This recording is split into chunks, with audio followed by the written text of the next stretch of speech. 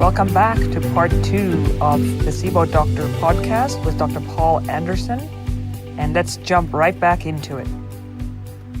So if I can extract some nuggets and just tell me, or if maybe not nuggets, but tell me if I'm on the right track with it. So, for example, for those practitioners, because this is a practitioner podcast, so, this is why we dive right in, don't explain what biofilm is at all. So, in retrospect, maybe we should have, but that's okay. So, when I do a stool test, let's say I'm a practitioner, I've just received a stool test, there's some Pseudomonas there's some Klebsiella. I mean, who doesn't have some of that? Right. But let's say that they have a low secretory IgA. Would that be sort of indicative that these people might be the ones that have sort of a lower adrenal reserve, that they might be more reactive, as an example? And can we expect then more Pseudomonas to come out? But what you're saying is it may be a totally different devil that comes out. Well, so you could actually have both. Unfortunately, it's not an either or. If you have Pseudomonas, or there's other ones, but like Pseudomonas is one of the best starters of biofilms in humans. And we all have a little. But in people who've been sick a long time and they get Pseudomonas or maybe some gram-negative somewhere or whatever, those things are what start the scaffolding building.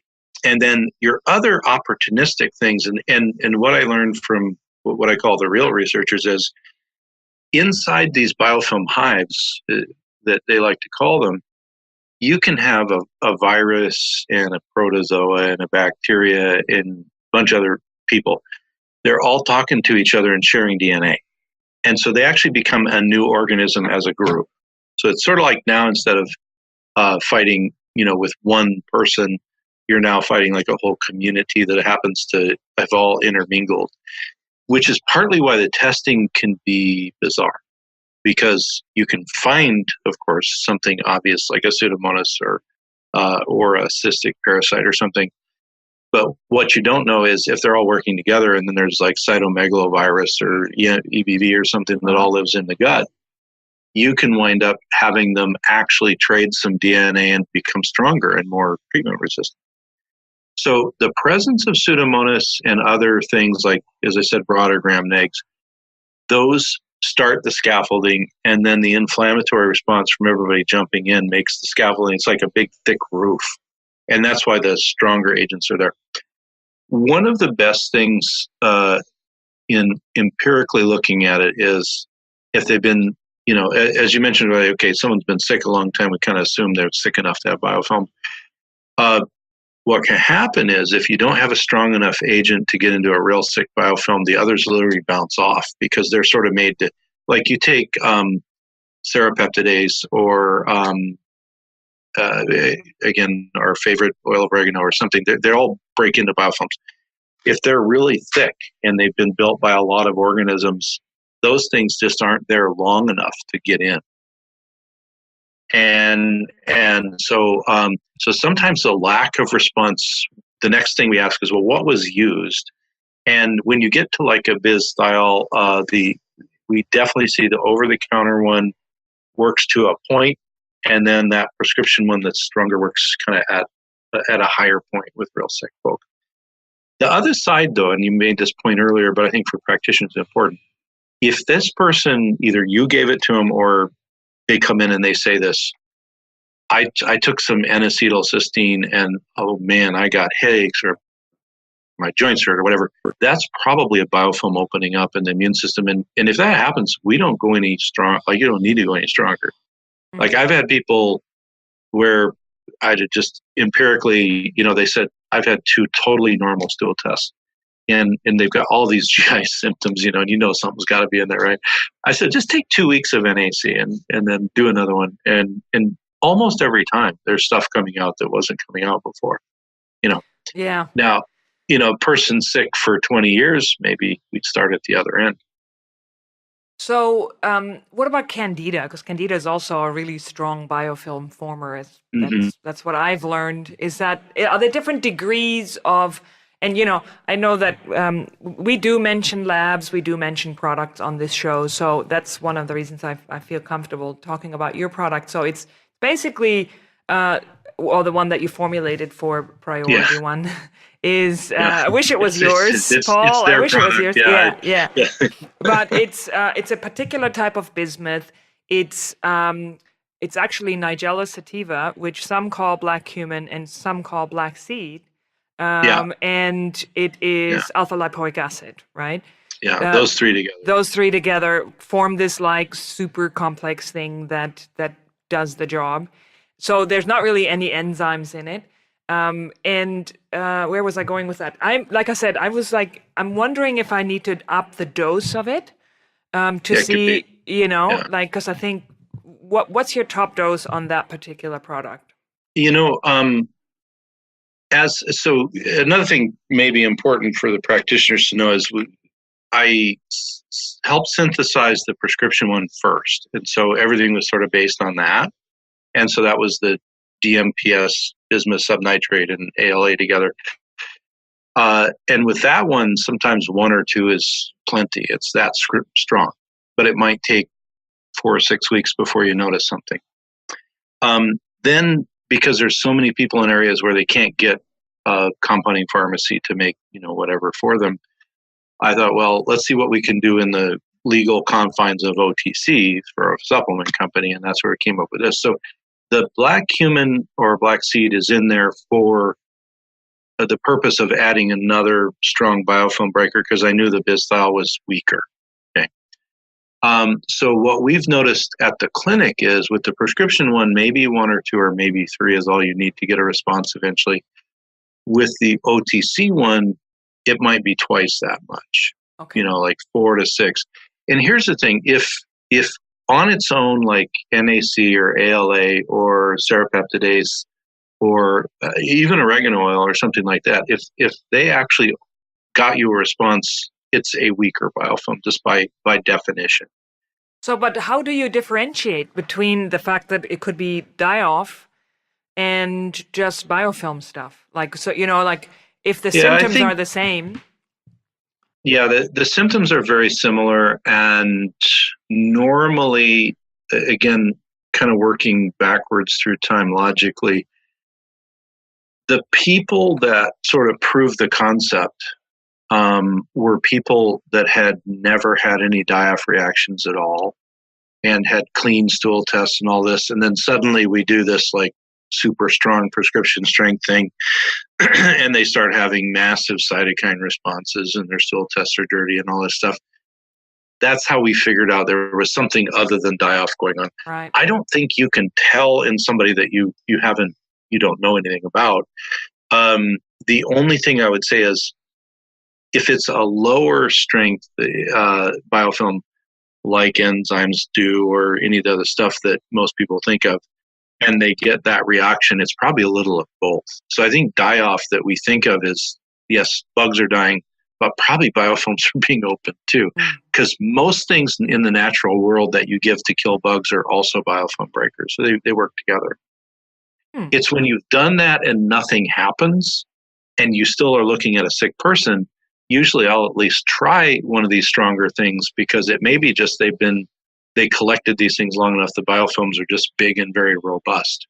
And that's, so that's more of a clinical determination. It would be great to have a lab test, but I do, from what I've seen now with non-responders, I think a lot of what we blame on die-off is a combo of die-off and biofilm opening due to, natural agents that are getting the weaker biofilms. And then the immune response doesn't care why it's responding. That's why you get the symptom. That makes a lot of sense. Yeah. So just for people to maybe not summarize, but to kind of extract some sort of important points here is that to maybe not start right away with biofilm is to start with antimicrobials first, see if you get a response. And then usually what I do is when I plateau out, if I have patients that have been referred to me and nothing is working, will I then initiate biofilm, or start with a milder one, like you were saying, Paul, so that we don't just completely overwhelm. And the other important tip, at least from my perspective, is to not do that with a constipated patient. to really get that never. moving, Yeah. to get that Never, moving, never. Yeah. because you're in Yeah. a whole lot of hurt if you That could be a whole bunch of other symptoms that, yeah. and it's one of those things that I think people forget. And I know I've had practitioners forget too, but people they don't remember that's a big deal. And if you don't remind them every time, because as you've seen with people, sometimes they're very regular, everything's going great. And then you start to shift their immunome and their biome and they get backed up or something. Well, they don't tell you about that. And then suddenly they're having all these weird symptoms and you find out, that's the problem. So that it's huge. And I think, with somebody you don't know the history on and they've not tried a lot of treatments, I always start low and work up because you never know. There's a lot of people where the simplest things will create the biggest response. And you don't need to go higher than. It's more when I think of these stronger things is the person that 1 and 1 doesn't equal 2, it equals something else. And they say, they've had all these symptoms, they've had all this going on, but their testing's very plain and it doesn't say a lot. Their response to treatment is nothing or just very little. Then I think you've got all this illness. There's something blocking the treatment response. Let's then kick that up and do it.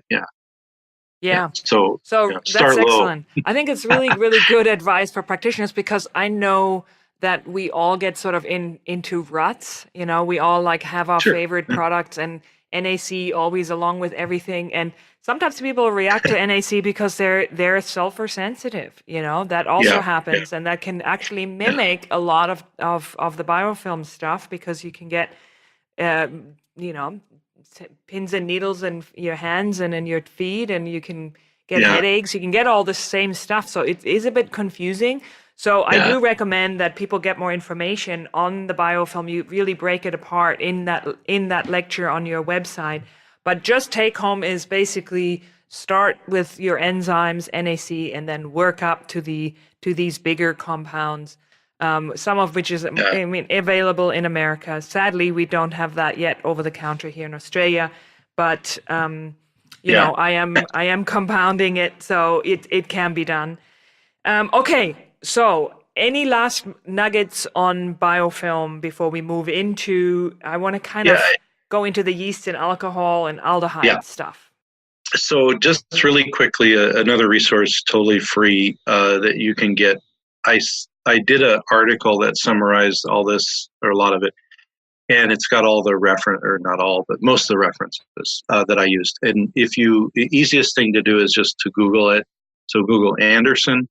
And then NDNR, there's a practitioner paper, ND. So it's N like Nancy, D like dog, N like Nancy, R like Raymond, NDNR, Anderson, and then biofilm. And you can get it's free online. You can get that. Great. That's excellent. It's it's sort of a written summary of what's in the webinar.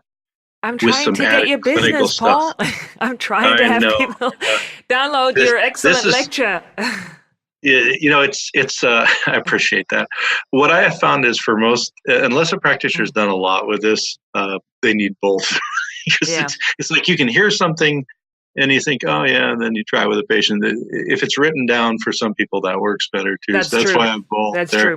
So and NDNR is great. Naturopathic Doctor News and Review. Wonderful publication that all of you should be aware of because you can download stuff for free online. It's got wonderful articles on all sorts of topics. They have themes. I think it's a quarterly, isn't it? Is this still a quarterly? It's actually monthly, and they have themes every month. So themes. So this was, I think, in the GI issue, but it's fairly recent. Yeah. Great. It might even be. If it wasn't the GI, we were probably in the same one. I did a case on hydrogen sulfide in that one. But what was I going to say? Let's see. There was something else that, anyways, you jogged my memory on with NDNR, but it did not get jogged again. Oh well, it'll come back later. It will come back. So yeah, really, please review that and see if that sort of coordinated approach is better for you as a practitioner than just always giving NAC or serrapeptase or your favorite biofilm. And I think the other really strong take home for me is you must see a response to know that it's working, because otherwise why bother? So I think that was a really good clinical tip. Yeah, and response I've seen in 1 or 2 days, and I've seen as long as like 12 weeks, but most people it's 2 to 4 weeks.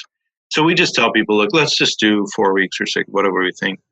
And if we don't get a response, we won't keep beating on that. We'll move on to something else.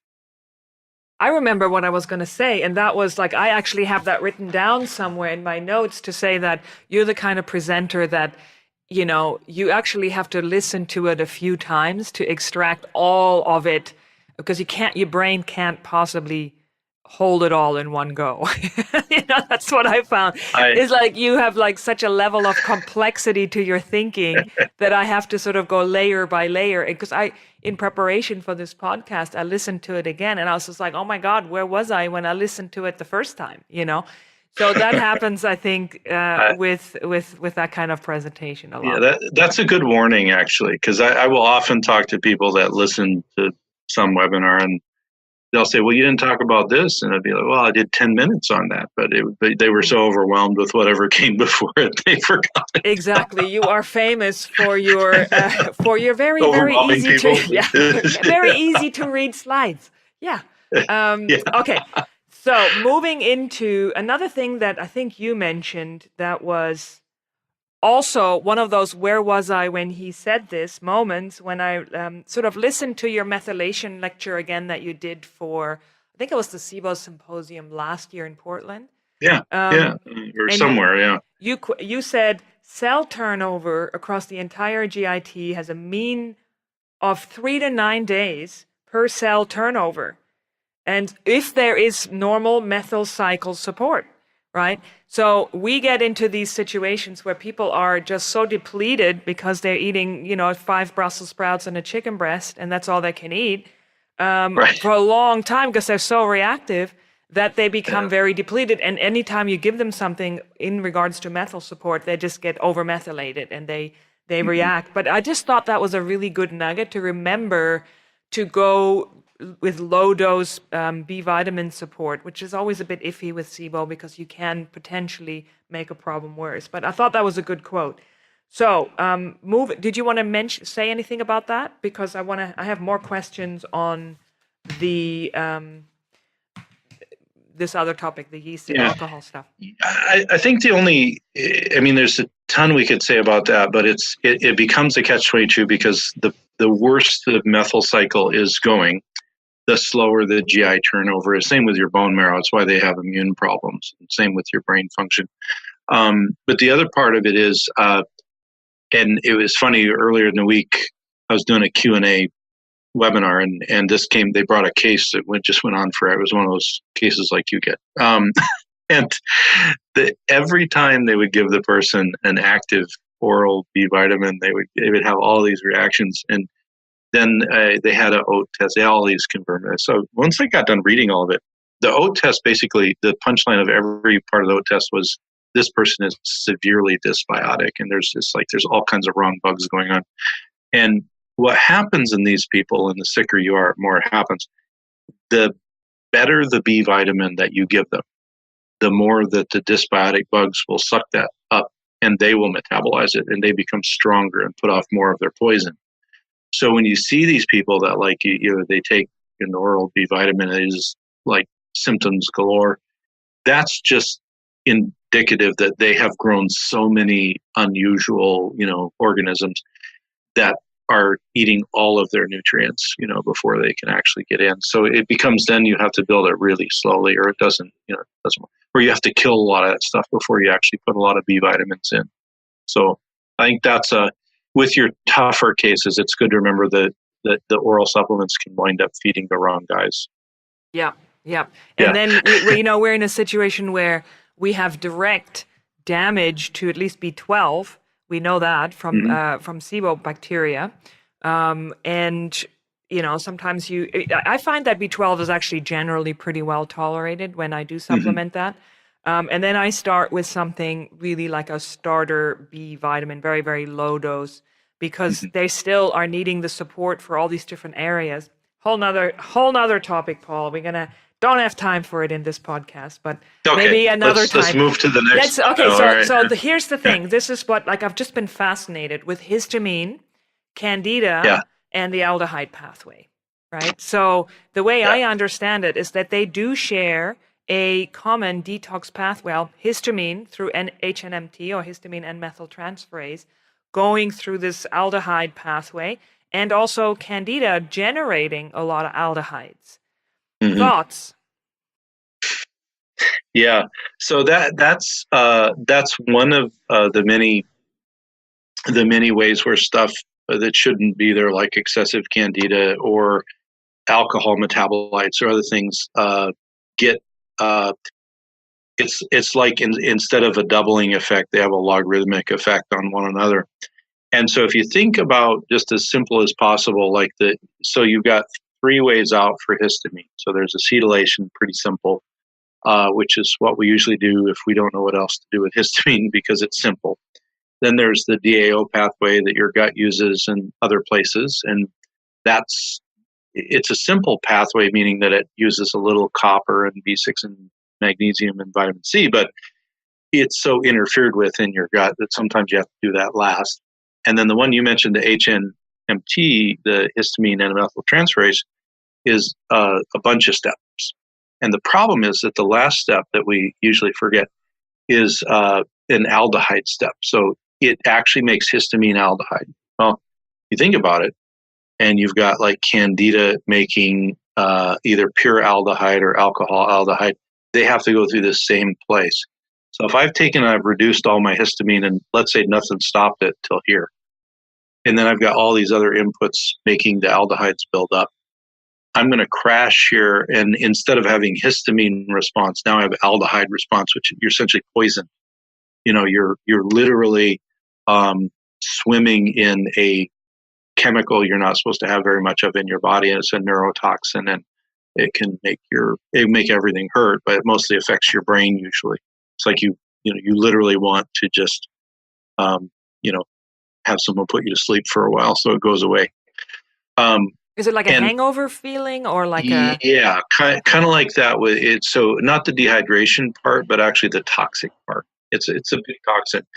And so what happens is like in the world of a lot of microbes, like especially candida, you have a two-step process. So there's an alcohol aldehyde, and then there's aldehyde removal. So you have to get through both parts. What happens is the removal part two, is also where histamine winds up and where a few other things wind up. And so if they're overcharged and then that pathway is really slow, it sort of recirculates around and sits in your brain and makes you feel really sick. Um, and so and sometimes that gets blamed for die-off too. It's like if people feel toxic, it could be that you just either liberated a bunch of junk from candida that you killed too many of too fast, or they were having histamine responses and candida alcohol responses. It's just too much. And the thing that I noticed with people, because I was seeing this happen, and I thought, well, it's got to be plugged up somewhere. Aldehydes are aldehyde pathways use a lot of thiamine. They're B1 dependent pathways. Most of the other pathways are either methyl or B6 or stuff that we think is more top of the head, like magnesium, vitamin C, B6, and methylation. Most of the other pathways, B5 for acetylation. B1, back when they first started doing methyl support, they didn't put any B1 in any of it. And so people would get like all reduced to this one point, and then they'd say, well, I get these, the next day I just have a headache all day long. And, all this, and or same thing when you start to kill a lot of candida and they can't get rid of it. B1 in most of those people actually would take away most of the symptoms. It's just they weren't getting it, and if you think about it, like, not that we would maybe do this anymore, but in the very early days of like a lot of the big methyl support products, there would be, big doses of B12 and folate, and, a fairly high dose of P5P, let's say, and some other stuff. Well, you got all those pathways really cooking, and there's no B1.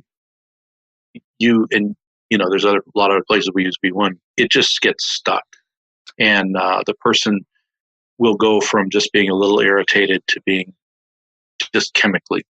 There are two times when with these type of patients and pathways that you often see a nutrient sort of be diagnostic. One is what you mentioned right before we started this, which is sulfite sensitivity. So people get sulfite backup. You give them molybdenum, and within 1 week, all their headaches and their redness and itchiness everywhere. Right? Yeah. Kind of the same with B1. If they've been getting a lot of sort of toxic headaches and just feeling really brain fogged and all this, and it's because maybe you start killing candida or doing more histamine support.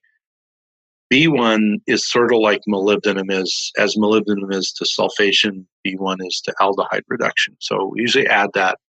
And if they start to feel like it's not as remarkable with B1, but by the end of the week, they'll be like, yeah, no, those are gone. All those symptoms are gone. Then you kind of know you're on the right track there. And normally that's just because there's not enough B1 in most of what they're taking.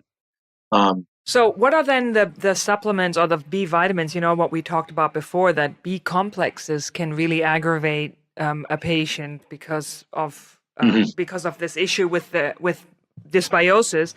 So what are the vitamins, the B vitamins that we really want to be sort of cautious of? But I know that I've used B1 for this issue before, and it seems to be pretty well tolerated. For whatever reason, B1 doesn't seem to aggravate the fungus and bacteria. They seem to really like the methyl donors. Like they will suck that stuff up really quick. So, like one of the things, so there's two supplements, since we can say names and stuff all throughout there. If we really have someone super sensitive, I will actually use Ben's B- formula. Mm-hmm. I do. So it's everything except methyl donors, which is, if all else fails, start there. It's got everything else. Especially if they come in and they say, "Oh, I took methyl whatever and I got really sick." Just start them on that. The other thing that because of this issue, and it's more of a balance issue, so there's a little bit of methyl donors in this one I'm going to tell you about. But I actually did a formulation that also is a priority one formulation, and it's called it's I invented it. I don't know the name.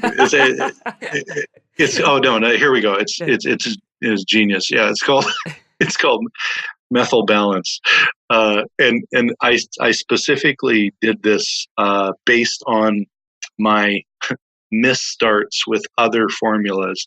And so what it's got extra is, so it's kind of like many of the lower dose ones where we didn't put a bunch of, like there's a little methyl B12, a little methyl folate, but tiny doses. So we don't really aggravate people too much as P5P, etc. But the two things I put in that were missing in enough quantity for most formulas, one was B1, and that seemed to immediately help people sort of level out. So if they did trigger a response, they would get rid of the aldehydes. But the other is biotin.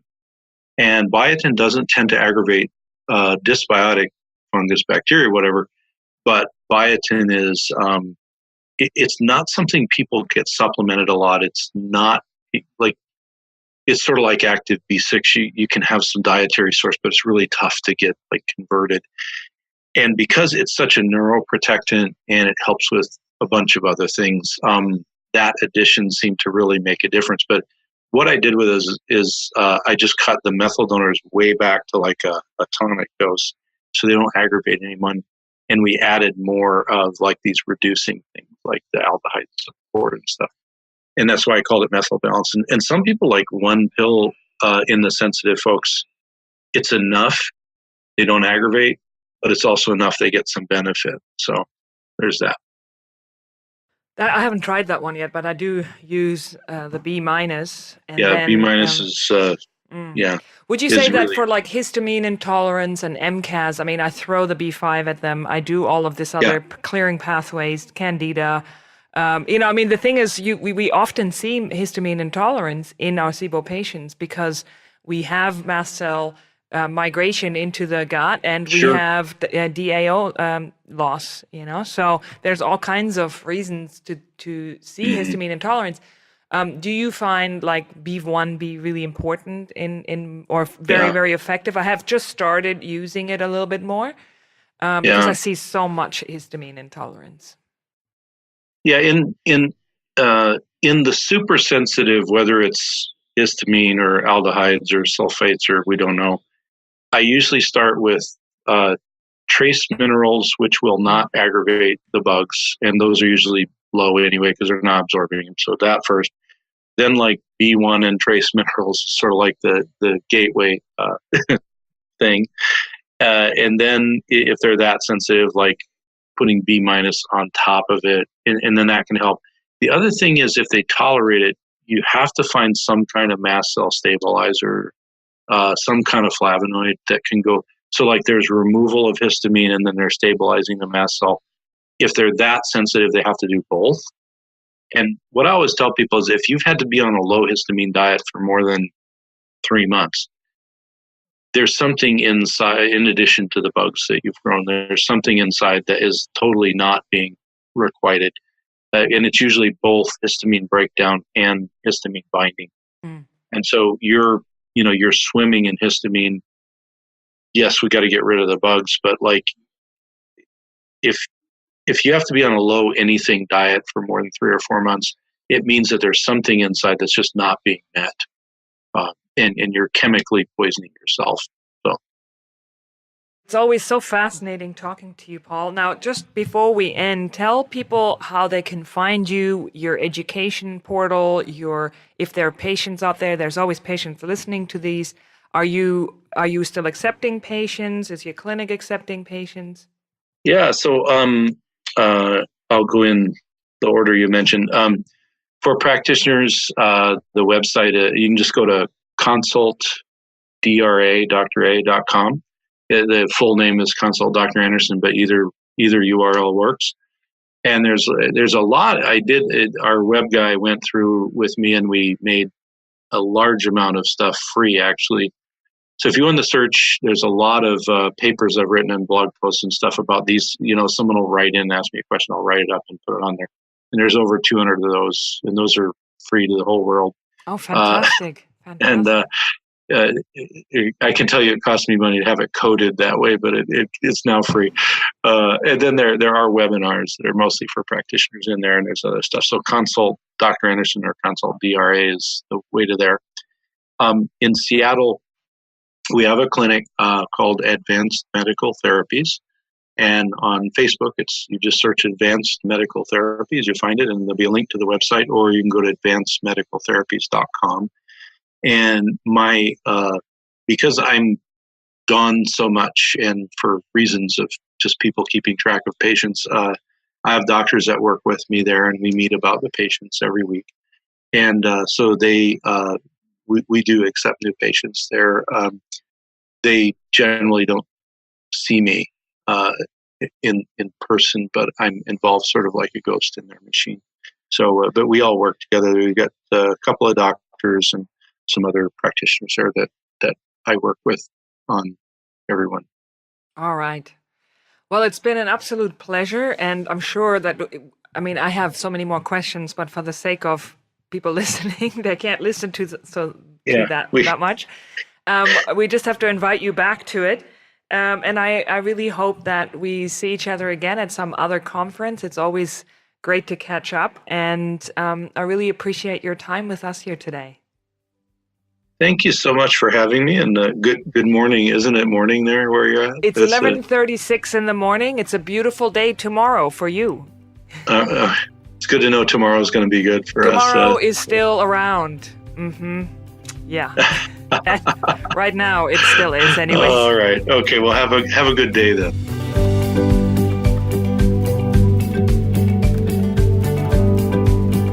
Thank you for listening to the SIBO Doctor podcast. We hope you found the information in this episode useful in the treatment of your SIBO patients.